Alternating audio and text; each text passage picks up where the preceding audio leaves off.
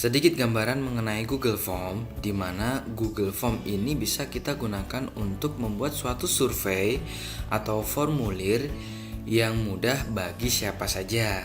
Semudah bagaimana kita membuat dokumen seperti biasanya. Nah, seperti apa caranya? Mari kita lakukan bersama-sama.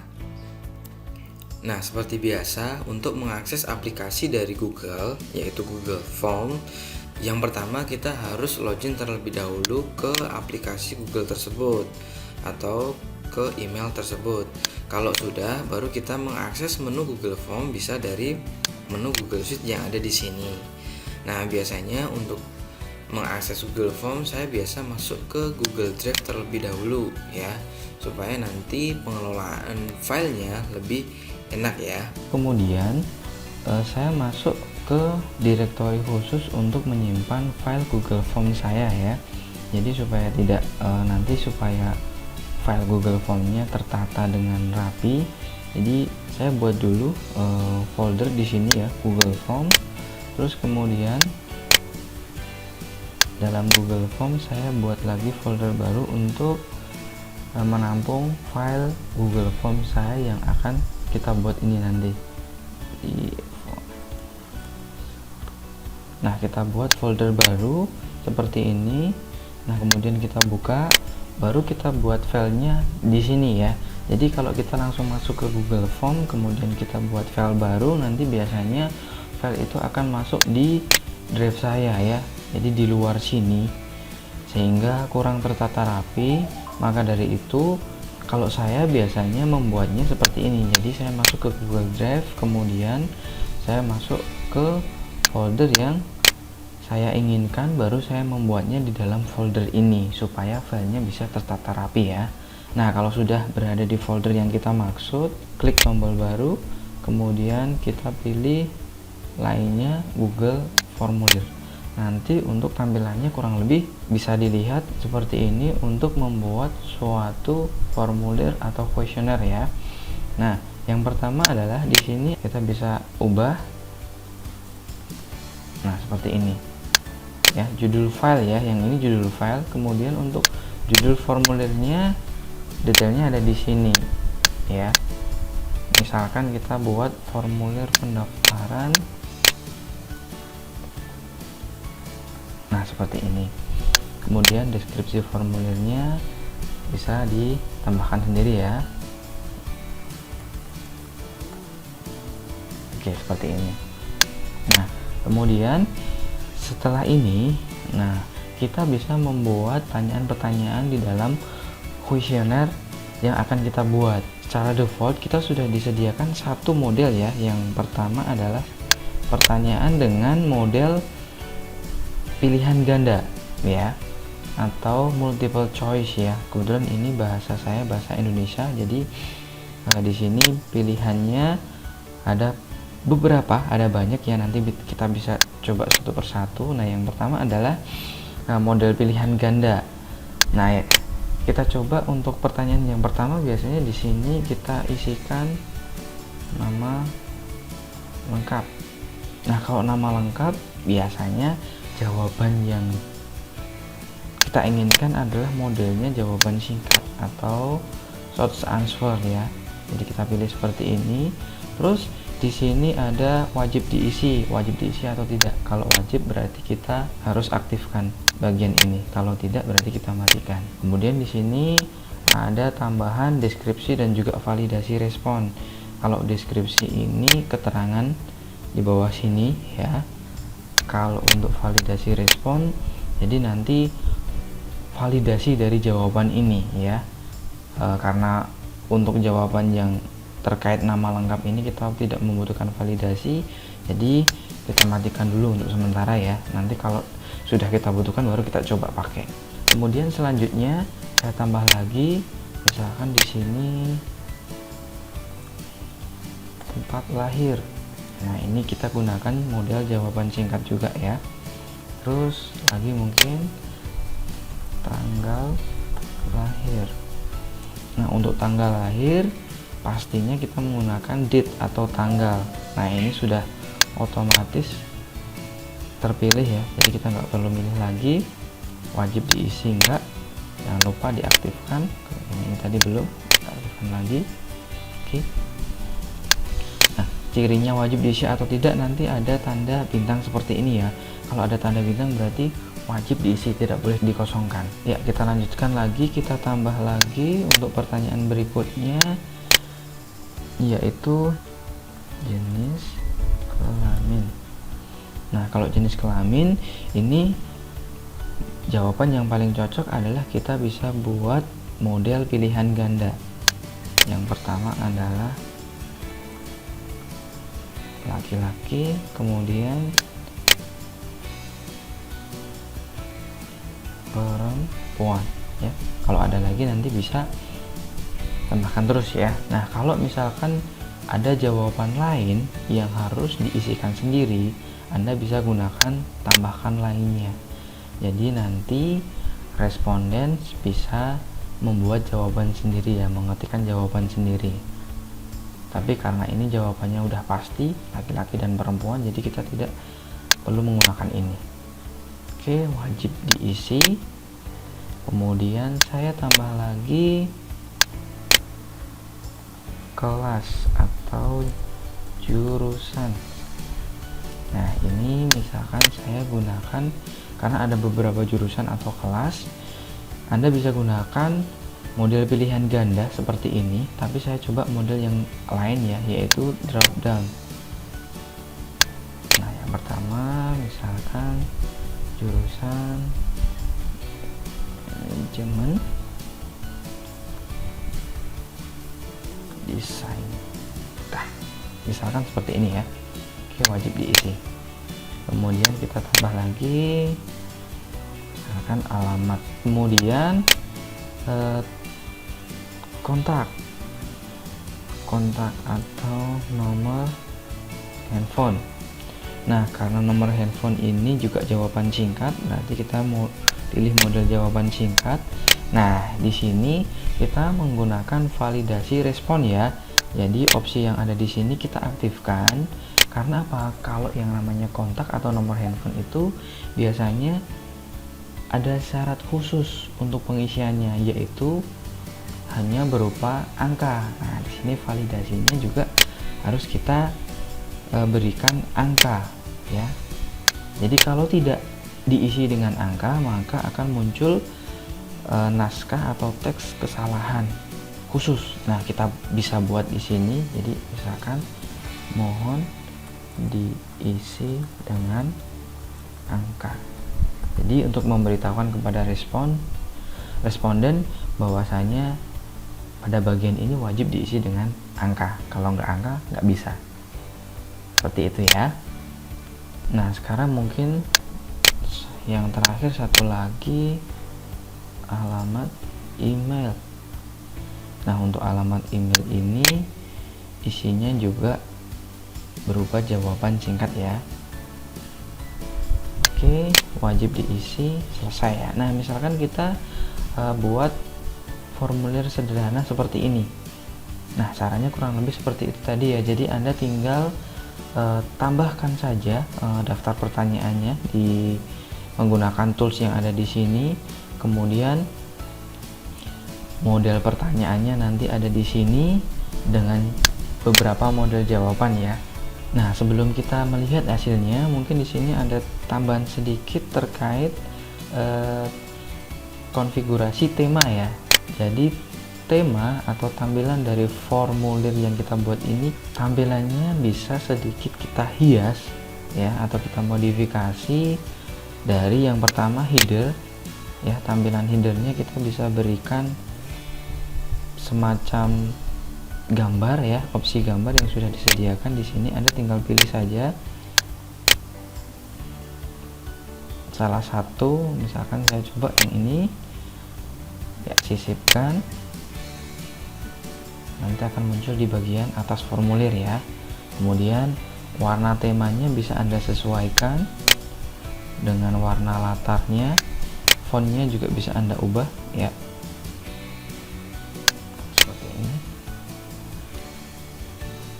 Itu sedikit sebelum kita lihat hasilnya ya. Jadi kita bisa ubah sedikit percantik untuk tampilan dari formulir yang kita buat. Nah, kalau sudah, bisa cek untuk tampilan previewnya ya. Nah, sebelum ke sana, sedikit kalau misalkan kita ada kesalahan dari setiap kuesioner atau pertanyaan yang kita buat ini, kita bisa lakukan modifikasi dengan cara tinggal klik di sini ya. Kemudian kita ganti saja langsung di sini untuk model pertanyaannya ataupun model jawabannya ya. Nah, kalau misalkan kita ingin menghapus, kita tinggal gunakan tombol hapus di sini. Nah, kalau yang ini bisa kita gunakan untuk menduplikasikan model pertanyaan. Atau kita bisa gunakan titik-titik ini untuk mengubah susunan dari letak pertanyaan yang sudah kita buat ini. Contoh misalkan alamat mau kita taruh agak di atasnya kontak. Nah, seperti ini bisa. Nah, itu ya. Jadi cara memodifikasi pertanyaan-pertanyaan yang ada di formulir yang sudah kita buat ini. Baru kita bisa lihat previewnya. Nah, untuk previewnya dari sini kita klik previewnya. Nah, tampilannya kurang lebih seperti ini ya. Jadi yang pertama tadi ini adalah judul formulirnya dengan header yang sudah kita pilih tadi. Terus di sini ada nama lengkap dengan opsi jawaban singkat. Dan di sini ada tanda bintang yang mana ini merupakan opsi yang harus diisi ya. Nah, kalau tidak saya isi nanti muncul seperti ini. Pertanyaan ini wajib diisi. Nah, di sini mungkin sekalian kita bisa isikan formulirnya ya. Jadi formulirnya kita coba tes, kita isi nama lengkap misalkan 08796547231 ya, saya acak ya. Nah, kalau sudah, kita bisa klik kirim. Nah, jawaban sudah direkam ya, sudah terkirim ke database kita ya. Jadi di sini nanti setelah dia mengisi selesai kemudian dikirim, nanti akan muncul seperti ini. Tanggapan Anda telah direkam dalam bahasa Indonesia ya. Nah, di sini karena kita belum berikan validasi, satu responden hanya dapat mengisikan satu kali saja, maka di sini satu responden masih bisa mengirimkan jawaban beberapa kali ya. Nah, nanti kita akan berikan validasi supaya satu korespondensi itu hanya bisa mengirimkan satu kali jawaban. Nah, nanti validasinya kita menggunakan akun email masing-masing. Nah, setelah tadi kita coba untuk mengisi data formulirnya, kita bisa cek atau kita bisa lihat hasilnya di bagian respons ya. Jadi di sini ada satu respons yang sudah masuk, yang tadi sudah kita isi. Nah, cara menampilkannya dari sini. Nah, ini adalah tampilan dari hasil respons yang sudah kita isikan tadi ya. Sini. Lalu tadi sudah sempat saya infokan bahwasanya setiap respons itu bisa mengirimkan jawaban lebih dari satu kali atau hanya satu kali saja. Nah, sekarang bagaimana cara membatasi supaya satu respons atau satu akun email hanya dapat digunakan untuk satu kali pengisian? Nah, caranya adalah kita bisa masuk ke bagian setelan ya. Nah, di sini ada bagian general atau umum. Itu kita bisa gunakan kumpulkan alamat email ya. Jadi dia wajib mengisi alamat email, tidak boleh tidak, karena untuk validasinya nanti kita akan menggunakan alamat email. Nah, kemudian di sini kita checklist bagian batasi tanggapan. Dia hanya bisa mengakses formulir kita dengan cara login ke akun emailnya terlebih dahulu. Kemudian juga setelah itu dia hanya bisa mengirimkan satu kali jawaban saja. Selanjutnya di sini ada konfigurasi untuk responden. Jadi fungsinya ketika ini kita aktifkan, maka jawaban yang sudah dikirim bisa kita modifikasi lagi, masih bisa dimodifikasi oleh responden. Tapi kalau kita matikan berarti sekali sudah dikirim berarti sudah selesai, nggak bisa kita edit lagi. Nah, kemudian lihat diagram ringkas dan respon teks ini, nanti berarti responden akan ditampilkan hasil formulir dengan jawabannya tadi, gitu ya. Nah, kalau sudah kita atur seperti ini, misalkan ini kita checklist semuanya, baru kita klik simpan. Oh ya, untuk tanda terima respon ini, jadi ketika responden mengirimkan jawaban, nanti akan dikirimkan kopiannya ke email atau tidak. Baik, setelah kita atur untuk konfigurasi formulirnya, nah sekarang bagaimana cara mengirimkan link formulir ini kepada respons. Nah, caranya kita bisa gunakan tombol kirim di sini ya. Kita klik, kemudian ada 3 opsi di sini.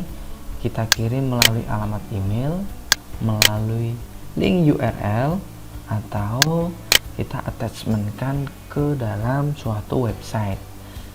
Kita bisa masukkan alamat emailnya, alamat email penerima ya, misalkan ini, kemudian subjeknya apa, kemudian isi pesannya seperti apa.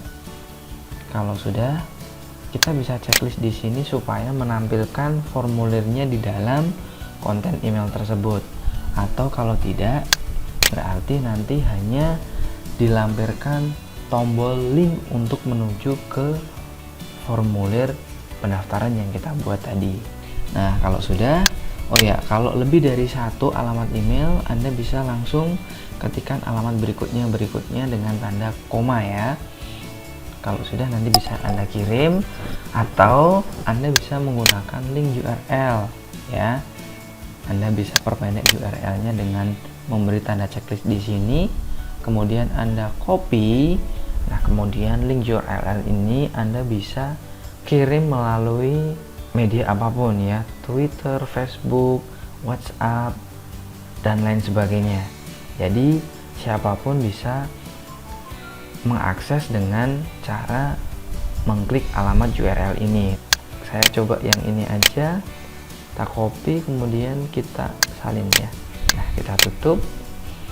Saya coba buka di tab lain ya, atau saya coba menggunakan incognito. Kita paste di sini, coba kita tes, kita enter ya. Hasilnya nanti seperti apa? Nah, tampilannya kurang lebih seperti ini. Nah, ini tadi karena kita tadi sudah atur menggunakan validasi alamat email, jadi hanya yang sudah login menggunakan email yang bisa mengakses formulir ini. Sedangkan saya masih belum login email. Jadi di sini kita diminta untuk login terlebih dahulu. Jadi kita tinggal login. Baik, kita sudah masuk di formulirnya ya. Nah, di sini, nah tadi karena kita menggunakan validasi email, maka yang paling atas kita disuruh memasukkan alamat email kita ya.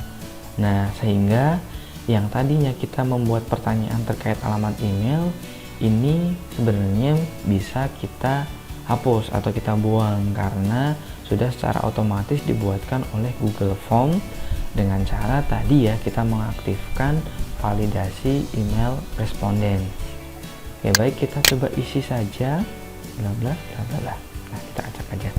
Nah, ini tadi ya opsi mengirimkan CC ke alamat email kita. Jadi jawaban yang kita kirimkan ini nanti akan dikirimkan ke alamat email responden juga ya. Saya submit.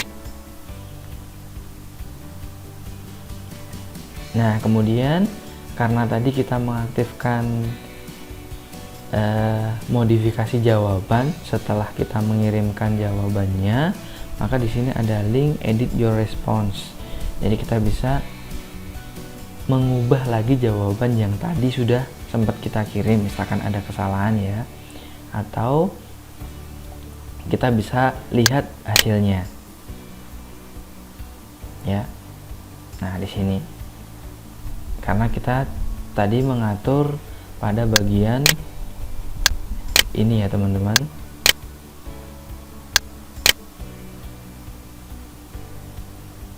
Nah, ini lihat diagram ringkasan. Maka dari itu di sini ada tampilan untuk menampilkan siapa respondensnya, yang sudah mengisi siapa saja ikut ditampilkan. Tapi kalau misalkan Anda tidak ingin menampilkan link ini, ya yang bagian ini tadi dimatikan saja. Lihat diagram ringkas ini, dimatikan saja. Kemudian misalkan editingnya juga tidak perlu, kita matikan juga. Seperti itu ya. Jadi formulir ini nanti untuk linknya nggak akan ditampilkan. Nah, seperti ini. Nah, jadi seperti itu ya teman-teman, cara membuat formulir online melalui Google Form. Setelah kita belajar bagaimana cara membuat link dari formulir online kita untuk kita kirim ke respondens kita, maka selanjutnya adalah bagaimana jika formulir tersebut sudah tidak kita gunakan atau formulir pendaftarannya sudah kita tutup. Jadi kita sudah tidak menerima responden baru lagi. Nah, caranya adalah kita bisa matikan formulir ini dengan cara masuk ke menu respon, kemudian matikan opsi menerima tanggapan ya. Jadi Anda bisa gunakan fitur ini jikalau formulir pendaftaran ini sudah kita tutup. Jadi meskipun responden mengakses link formulir kita, maka dia tidak akan bisa mengakses formulir tersebut ya. Nah, yang muncul apa? Yang muncul nanti ya pesan yang ada di sini. Misalkan pendaftaran sudah tutup. Ya, jadi kita matikan fitur ini, kemudian kita bisa tinggalkan pesan. Oke, nah bisa kita coba lihat hasilnya ya. Jadi kita klik kirim, kemudian kita salin formulirnya, kita coba buka di halaman baru, enter. Nah, hasilnya adalah seperti ini ya. Pendaftaran sudah kami tutup, terima kasih. Nah, seperti itu cara untuk mematikan formulir yang sudah kita buat ya, atau menonaktifkan. Nah, ini bisa Anda nonaktifkan selamanya ataupun untuk sementara waktu. Jadi kalau Anda aktifkan kembali seperti ini, berarti link yang tadi akan berfungsi kembali ya, bisa diakses kembali. Nah, kemudian untuk mengelola data dari beberapa respon yang sudah masuk, selain kita bisa lihat dari sini ya, kita lihat hasilnya dari sini, kita juga bisa melakukan ekspor data ke Google Sheet ya. Jadi mungkin akan kita olah lebih lanjut di Microsoft Excel atau di Google Sheet. Nah, data tersebut kita bisa ekspor ya kalau sudah respondennya sudah mengisi semuanya, datanya yang masuk sudah banyak, kita bisa ekspor dengan cara klik bagian menu ini. Anda klik, kemudian Anda bisa buat spreadsheet baru atau pilih spreadsheet yang sudah ada. Anda bisa klik di sini jika sudah ada, atau Anda buat file baru. Nah, di sini misalkan saya buat file baru, formulir pendaftaran respons. Saya buat. Nah, hasilnya nanti data yang sudah ada di formulir pendaftaran ini akan diekspor ke Google Sheet ya, dengan nama defaultnya formulir pendaftaran. Nah, hasilnya kurang lebih seperti ini. Nah, ini bisa Anda kelola lebih lanjutnya. Dan file ini real time ya. Jadi ketika ada penambahan data baru di formulir ini ya, di formulir ini, maka selama masih terhubung di sini, maka data itu juga akan langsung dimasukkan ke sini, ditambahkan ke sini ya. Jadi jika ada data baru masuk, otomatis di sini juga akan langsung ada tambahan baris baru. Nah, seperti itu ya. Nah, hasilnya bisa kita lihat di Google Drive, itu akan tersimpan di bagian folder yang sudah kita tentukan tadi. Jadi ada dua file ya. Ini file formulirnya dan ini adalah file hasil ekspor kita ke Google Sheet. Nah, dari sini kalau sudah ya bisa kita download secara offline ke Microsoft Excel, atau mungkin bisa langsung kita olah di sini di Google Sheet langsung. Oke, itu cara mengelola atau menganalisa beberapa data dari setiap responden yang kita terima ya. Jadi kita bisa cek dari sini saja, atau kalau mau kita olah lebih lanjut kita bisa ekspor ke Google Sheet seperti ini caranya.